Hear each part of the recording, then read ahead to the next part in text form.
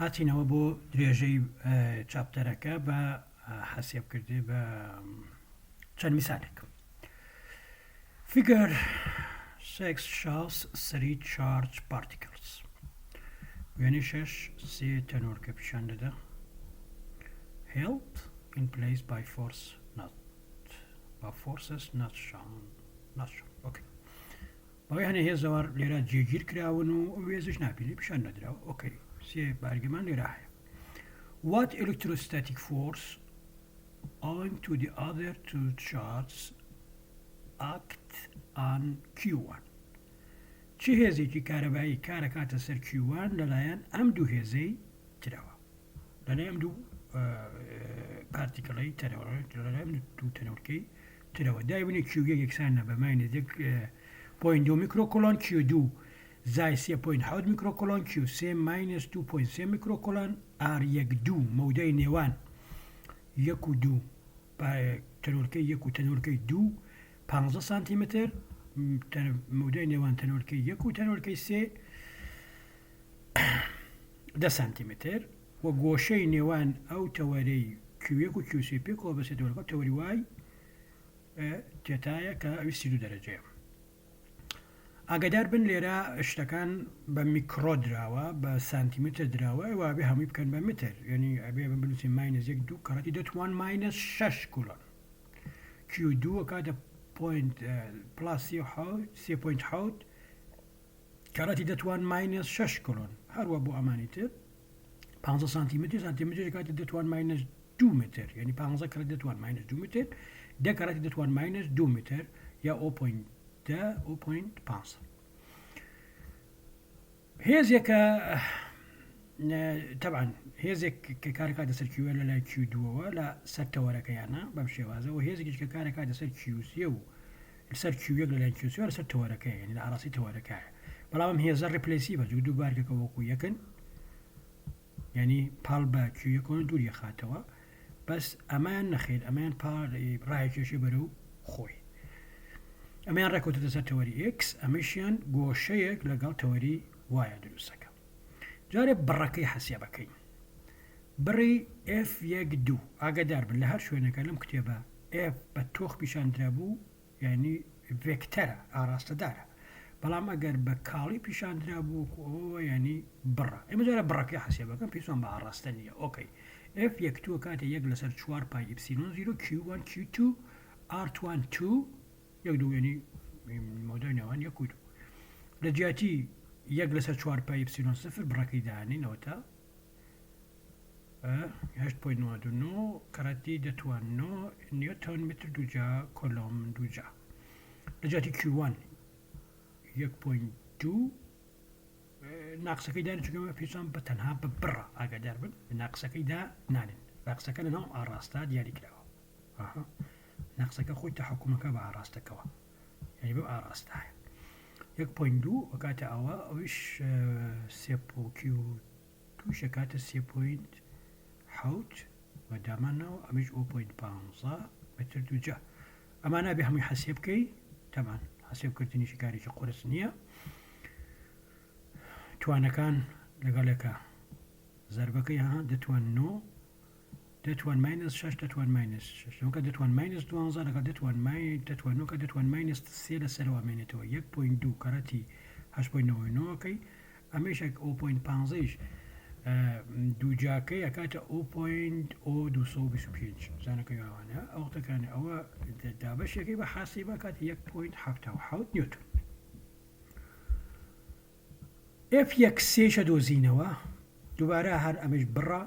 ناقص ومانەی بۆ دانانێن چی ناوێ و ئەبینی نەکاتە 2.48 نیوتن. باشە ئێستەکانە دینەوە سەر ئەم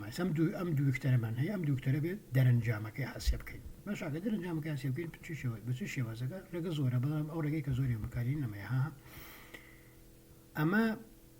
ئەم وکتەرەمان باشە، ئەمەش ئەم وکتەرەمان وکتەری دەرەنجامەکەی چی ئەکاتە ئەم وکتەرە سوورە وانە کاتە ئەو، یعنی بەم شێوازە دانێ هاوڕێکی ئەمە ئەوە پێکەوەی بەستینەوە، ئەمە ئەو سوورەکە دەرەنجامەکەی وکتەری دەرەنجامی ام كاري ام بيكتر طبعا دو كومبوننتي كيكويت السر اكس كومبوننتي كيكويت السر واي باشا اف اكس اكاتشي يعني اني درنجام اكاتا اف يكسي لعراسي اكس بلاس اف يقدو جو اف يقدو كان خوي لعراسي اكس اي كي ناوي اكتو واي ناوي بلام اف واي بو ام بيكتر درنجام اكاتا امان بس اف يكسي واي باشا اف يكسي واي يعني شي اها اف يكسي واي اما اف يكسي برام لعراستي واي اكاتا اف يكسي كوساين تيتا وتتانيا مش اكاتا تيتا كواتي اف يكسي كوساين تيتا كوساين سيودو درجة باشا عفوا ساين اما بالا برامبر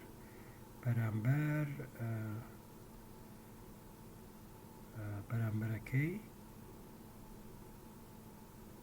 نعم تو كاتا كوساين تيتا كاتا كوساين تيتا كوابو افي يقا واي حسيبا كينا كاتا افي يقدو واي كالصفرة لو عراسته هيش معنية افي يكسي واي كاتا افي يكسي كوساين تيتا بلام تشيا نيجاتيفا وانيا كويتا منطقي نيجاتيفا كأهم ماينس افي يكسي كوساين تيتا كحسيب جكدوا كاتا ماينس دو دا نيوتن ماينس لم عراسته المنطقي ناقصة كان يسبو اكس كي كاتا اف اكس اف يك دو اكس اف اكس اف اكس اكس دو كومبوننتي كي طبعا كان امان كاتا اف اكس ساين تتا امان واف يك دوش كا خويتي داني لجاتي اف يك دو او داني لجاتي اف اكس اف يك دو او داني لجاتي اف اكس او داني ساين تداش ساين سيدو درجه يعني بحاسبه لبدي بود حسيبك اگه بکات که حسیبه که بکارینی لسر مودی رادیان نبی لسر مودی دیگری به بو عمل اوکی و بمشي مثلا شكات 3.0.8 نيوتن اما شكات ماينس 2.2 نيوتن يسا كان افي اما براكي شانيكا اتواني بيدوزي توا اها اكات افي اكس يعني اما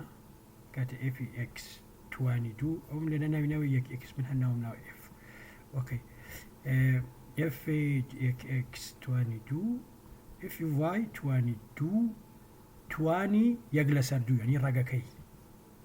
كحسيب يكين كانت 3.7 نيوتن وغوشي كيش كدروسيكا تانجانتي ام غوشي كليرا دروسيكا اتواني حسيبكي اكاتا تانجانتي بلين فاي هرشي به تانجي امنا بالام غوشنا وبن فاي ليرو تايرنا وبن فاي تانجانتي فاي اكاتا شي اف يك واي دا بشي اف يك اكس يعني ماينس 2 بوينت يكا عفوا اف يك اكس دا بشي اف يك واي يعني ماينس 2 بوينت ام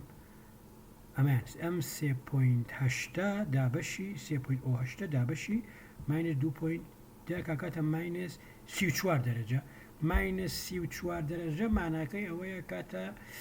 غوشية كالقال تواري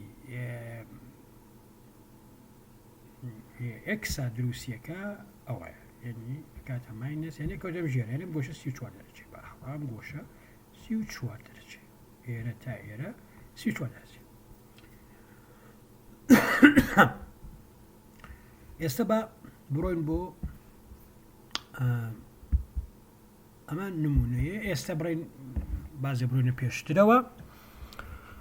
charge is quantized اقدر بن charge بيشتر يعني بروين بيش صدي بيستم الحقيقة بيش صدي بيستم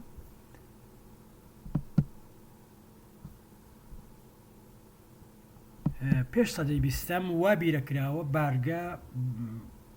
وەکو لێشاوێکی بەردەوامی ئاو هەوا ئابۆ شێوازێ یعنی شتێکی بەردەوامە فلۆیدە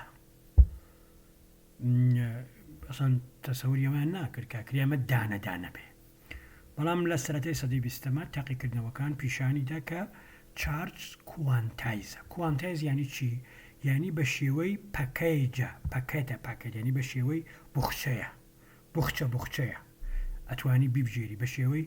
بەردەوام نییە نابەردەوامە دیدگاکان گۆڕان هەموو بارگەیەک کە تۆ هەر شێ بێ لە کۆتاییە کاتە ئەمە N ژمارەیە سفر زاید ناقسیەک ئەگەر بارگەکەت بڵین نگەتیڤ بێ هەموو نگەتیڤەکان هەڵەگری ئەگەر پۆزیتیڤ بێ هەموو پۆزیتیڤەکان هەڵەگری یعنی بارگەکەی تۆ یا 1000 دانا ئیە یا 10,000 ئیە یا 100,000 ئیە یا 1 میلیارد ئیە بەم شێوازەیە ئی خۆی چەنێگە ئی ئەمەیە ئی بریتیە لە بارگەی ئەلکترۆن باشە یعنی بە هیچ شێوازە تۆ ناتوانانی لە سروشتا بارگەیە بدۆزیتەوە کە 2.5 بارگەی ئەلکترۆن بێ یا 2.1 بارگەی ئەلکترۆن بێ یا 10,000.2 بارگەی ئەلکترۆن بێ شتی وان نییە هەمیشە ژمارەیەکی تەواوە ئەمە پێڵێن کوانتیزایت چارج کوانتیزایتە چارج ئیس کوانتیزایە چارج بە شێوەی کوانتەمیە دانەدانەیە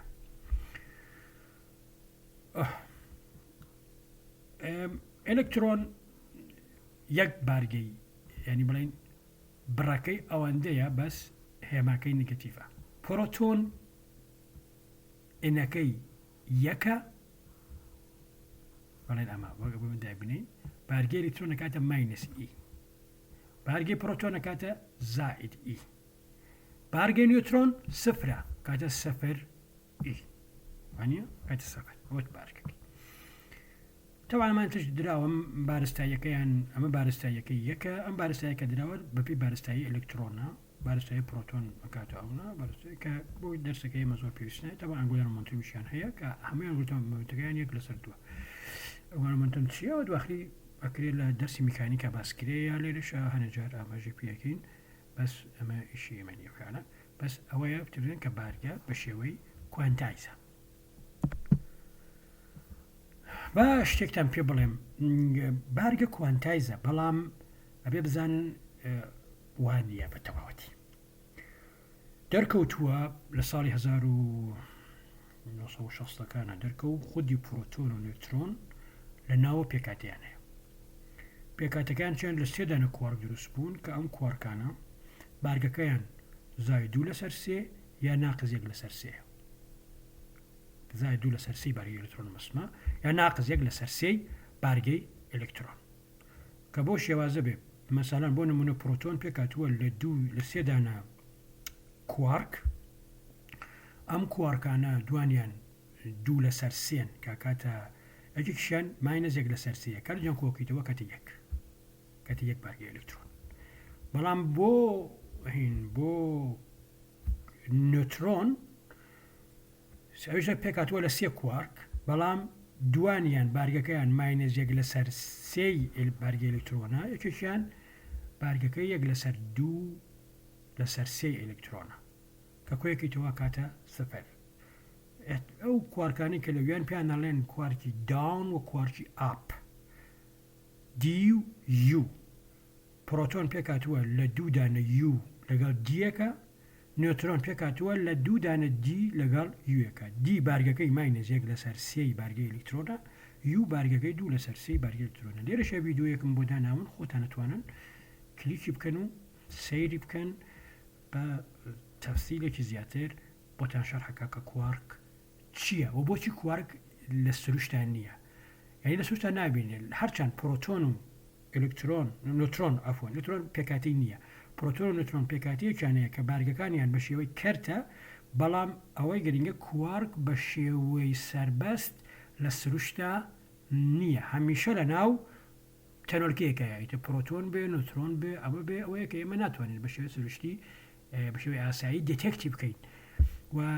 ئەوەیە کە ئێستا شار ئەمە توانین بڵین بارگە لە سروشتا بە شێوەی کوانتایزە ئەوەی کە لە سروشتی ئاسایی ئێمە هەیە بە هەنێ مثال ئەم باسە درێژە پێ بدەین پینی پێنی بڵێن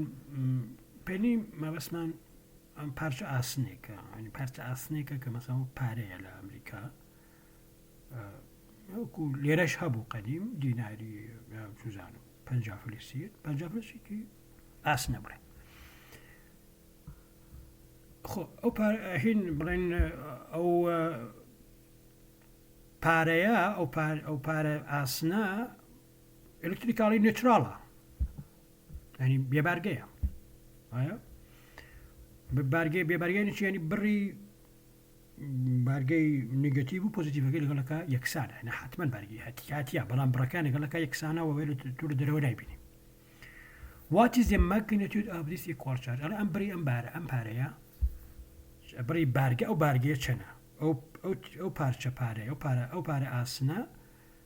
ئەپینیەکەت ینی بڵین بڕی بارگەکەی چەندێکە بارگەی نگەتیڤ و پۆزیتیڤەکە لەگەڵەکە یەکسانن کۆیانە کاتە سەفەر بەڵام بڕی هەر کامیان چەندێکە باشەکە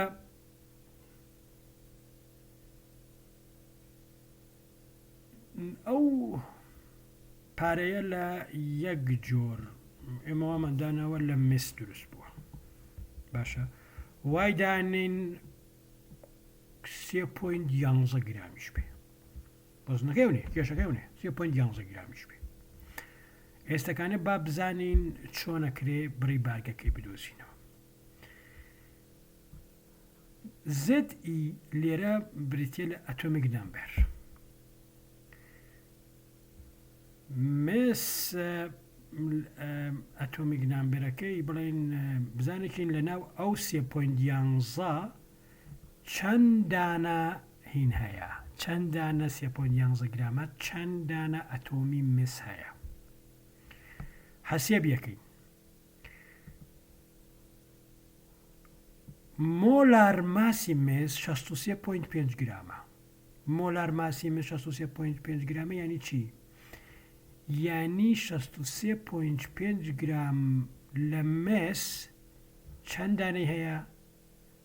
6 بەڕادی عەدەدی ئاوگادۆ ژمارەیە یعنی ئەو نامل ئەتۆمی مسە 6.02 دەتوان 23 یعنی ئەگەر تۆ 63 نیو گرام مست هەبێ 6.02 کەڕەتی دەتوان 23 ئەتۆمی مست هەیە ئێستا دێنین هینەکەی حەسیە بکەین تماشاکە مشتێ هاوکێشێکی سادەیە بارستایەکەی ئێمە ئێن دانێتیایە ئەگەر بارستایەکەی تۆ ئێمی گەورە بێ ئێن ئای تێدایە یعنی بڵێن کەڕەتکردنێکی سادە پێتەڵێ ئێن ئەو ژمارەی کە لە ناو 3.11 گرەمایە ئەو ناکات 2.95 کەڕەتی دەتوان 22 کەڕەتی دەتوان 22 بەدەم لەوە تێگەیشتی بێتن کە ئەم هاوکێشە چۆن حەسیە ببێت ماشاکەن ئەم هاوکێشە بشێوازە حەسیە بەبێ گە من بێنم ئەمە لێرە ئاهەن نیو ئۆکەی هەمزانێکم هینەکمان هەیە ئۆکەی ئێم ئەگەر ئێم بێ ئێن ئایت هەیە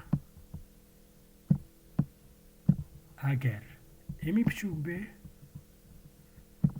چیتەیە ئێنت هەیە ئێن چەندێکە ئێن یەکسانە بێ بە ئێم کەڕەتی ئێن ئەی داوەشی ئێم ئەمە کەڕەتی ئەمەیەکەی داوەشی ئەمەیەکەی بەم شێوازە حەسیە بەبێ کە ئەتوان پێشتر لە کیمیەوەمانە خوێندوتانم ئۆکەی 2.95 دەتوان 22 ئەتۆمی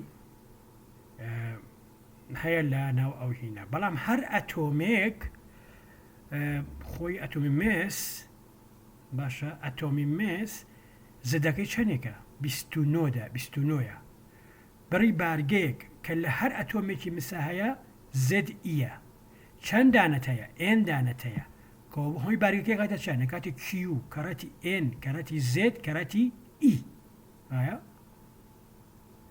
ئەکاتە ئێنەکەی تو ئەمەیە کەڕەتی 29 کەڕەتی 1.6 کەڕەتی دەتوان 19 1.37 کەڕەتی دەتوان 5 کلۆم تۆ بارگەت هەیە بارگەی نگەتیف یان پۆزیتیف فەرق ناکە تۆ ئەوەندەدانە ئەو بارگەی هەموو ئلکترۆنەکانتە لەناو ئەو 3.11 گرام مسا بارگەی هەموو ئلکترۆنەکانتە پێکەوە تەبعاً هەر بەو ڕادەیش بارگەی پرۆتۆنەکان هەیە کە لە ناوکی مسەکان وانە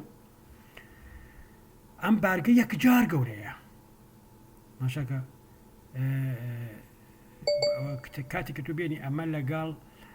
هینا بەراوردی بکەیت لەگەڵ ئەو پلاستیکێک کاینەوێ ئەو بارگەکەی دەتوان نۆ کۆلۆنە ینی بەسم تۆ پلاسێکی بێنی بە قشتا بارگاوی بکەیت باشە قەڵەمەکەت بێنە بە قشتا بارگاویەکەی ئەو بارگەوەی دەتوان نۆ کۆلۆمە ینی دەتوان 14 جار لەوە گەورەترە ینی تریلیۆن هزار تریلیۆن 100 تریلیۆن جار گەورەترە لەوە یعنی ئەمە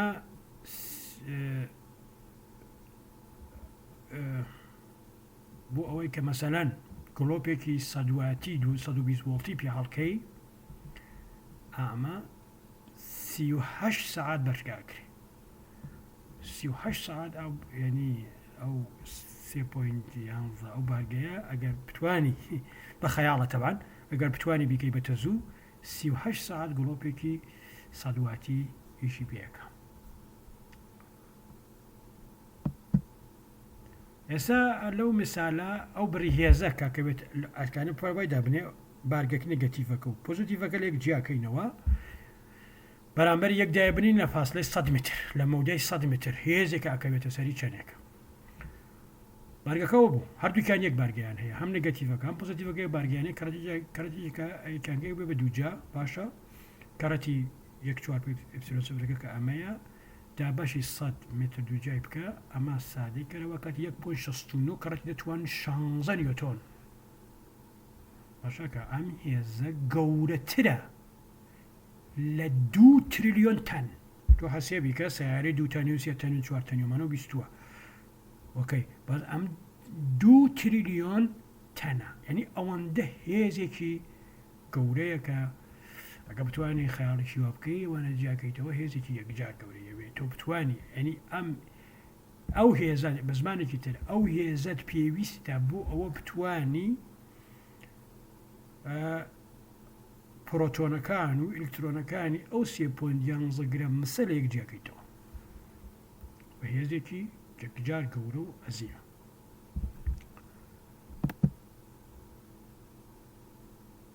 ئێستا بڕۆین بۆ میسالێکی تر the average distance air between the electron and the proton in the hydrogen atom ینی بڵێن تێکڕای مەودای ئاڕی لە نێوان ئلکترۆن و پرۆتۆن لە ناو ئاتۆمی هایدرۆجن ئەمەیە 5.3 دەتوانمانی سیانزە بتر What is the magnitude of average electrostatic force that acts between these two particles ئەو هێزە بدۆزەوە بڕی ئەو هێزە کارەباییە بدۆزەوە کە لە بینی ئەم دوودانا تەرۆرکایە ینی بڵێن ئلکترۆن و پرۆتۆن ئاتۆمێکی هیدرۆجنە کە ئاتۆمێکی سادەیە تەنها ئلکترۆنێک و پرۆتۆنەکە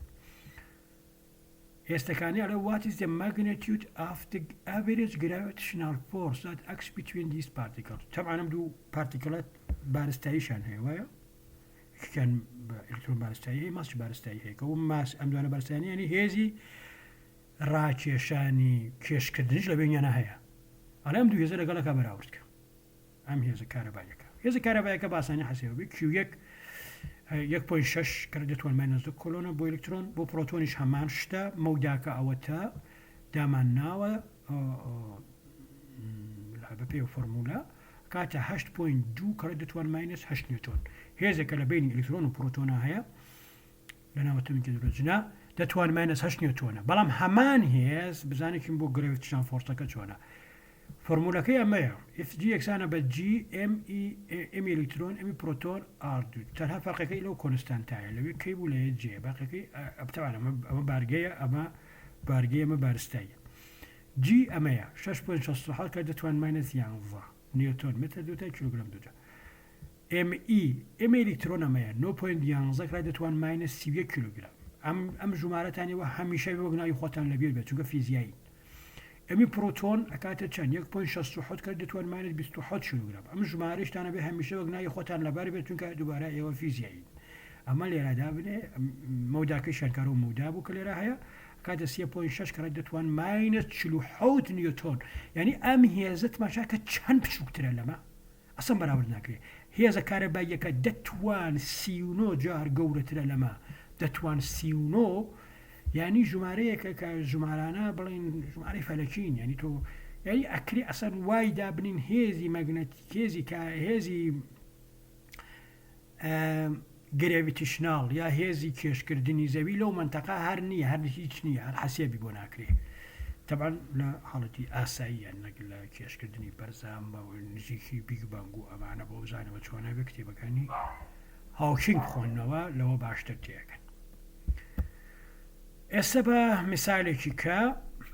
بزانێکی لەم میسالات چییە ئەڵێ ناوکی ئەتۆمێ the nucleus of an electron ناوکی ئەتۆمێکی ئاسن ڕێدیوسەکەی ئەو نەیە 4 کە دەتوان ماینەس 15 متر ئەن 26 پرۆتۆنی تێدا ئۆکێ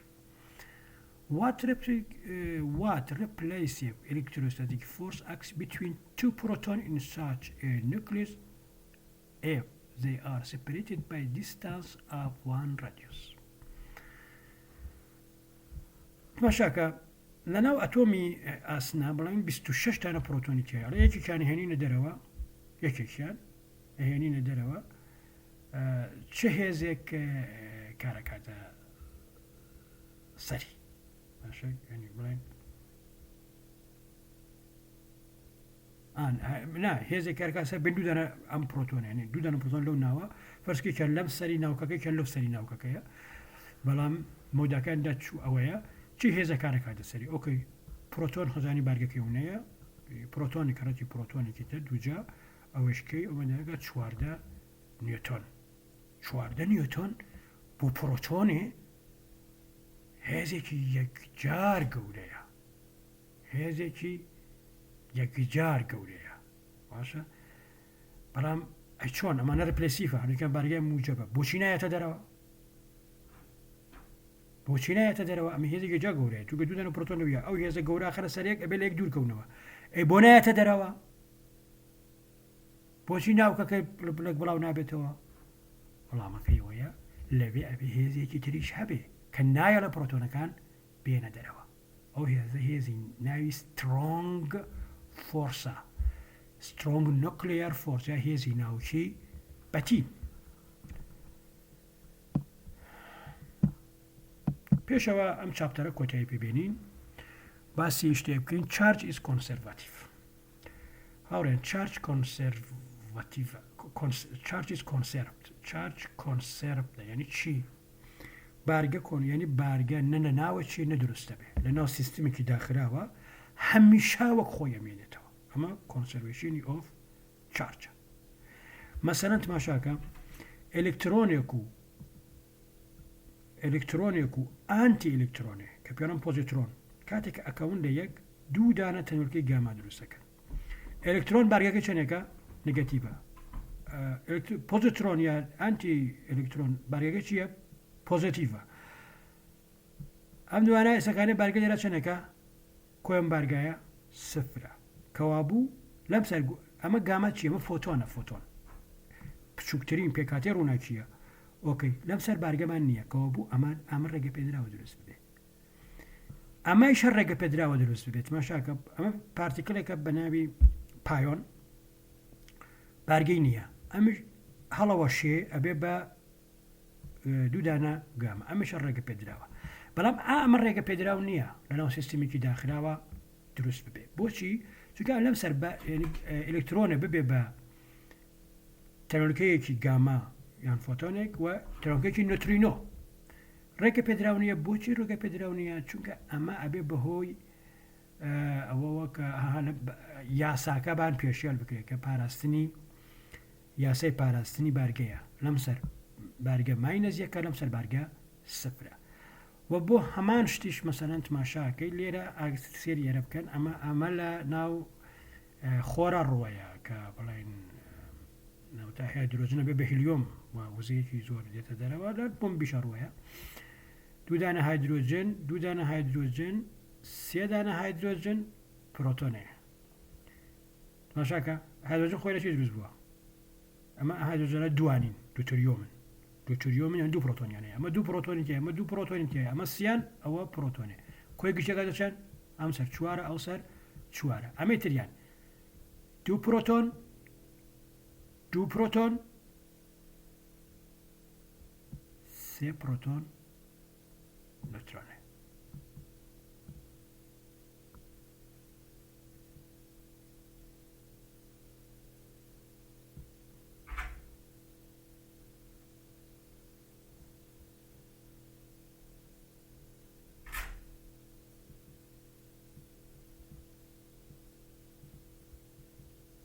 بەڵام ئەمەش دروستە کۆنسەرت ئەمەش بارگەکە ئەپارێزێ ئەمەیان لە ئەساسە ئەمە پرۆتۆنێک و هیلیۆمە ئەمە پرۆتۆنێک و ئەفۆن ئەمە پرۆتۆن ئەمە غەڵەتە شتەکەم غەڵەت بێت ئەمە پرۆتۆنێک و نوترۆنێکە ئەمە پرۆتۆنێک و نوترۆنێکە لێرە بۆ بەچی سێ دانا ینی دوو نوترۆن و پرۆتۆنێ تریسیۆم باشە پلاس پرۆتۆنێ ئەمە ڕاستە یعنی دوو پرۆتۆن لەم سەر دوو پرۆتۆن لەم سەرێ لەم سەر ئەمەش چێکەن دوو پرۆتۆنێک و نوترۆن لێرە هەیە پرۆتۆنێک و نوترۆن لێرە هەیە لێرە دوو پرۆتۆن و نوترۆنەکەیە لێرەشە نوترۆنەکەیە کەوا بوو دوو پرۆتۆنێکی ئێرە دوو پرۆتۆنەکە ئێرە لەگەڵەکە یەکسانن و ئەم یاسایش لێرە لە بەرقەرارە لە یاسایش لێرە بەرقەرارە لە ڕێکشنی ئەتۆمیە کە لە ناوچیە کە لە ناو خۆرەوە لە بمباتومیەکانە ڕۆیە ڕاکتۆرە ڕۆیە لێرا ویددیوەکەم بۆ داناون کە باسی کۆنسۆلیوشن چاشتان بۆ کە ئێوەتوانن بۆ خۆتان سەیری بکەن وەڵاوەڵەوە بە حەڵەوتم داوری وردنەکەم ئێستاتوانن جارێکیکە چاکم کردەوە